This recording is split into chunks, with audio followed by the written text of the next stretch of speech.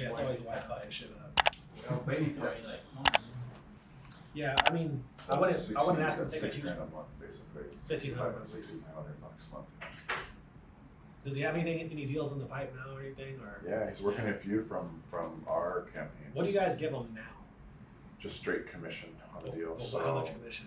kind of depends on the deal, but the last few he's done, he's gotten like 10 grand. Like we pay him pretty well. Like 30% or something, right?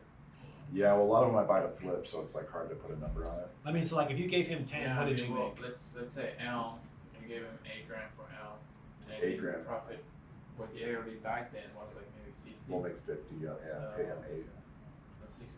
But it's not an assignment fee because we're gonna tailor our model to fit everything fit wholesaling now.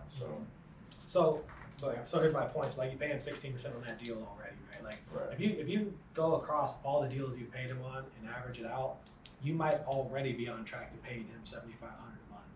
Yeah. Or $6,000 a month or whatever it is, right?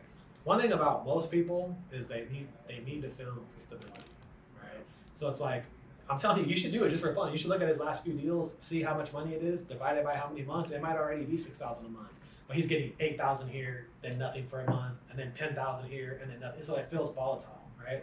If you stabilize it for him and say, hey, we're just gonna pay you $6,000 a month, but we're not gonna give you any commission until you exceed the $6,000. You can do that too. It's called a draw versus commission, you know. And it's all about upping these to give him enough deal flow and make what he needs to make. Yeah, exactly. And so with this, he'll be busy. With this, if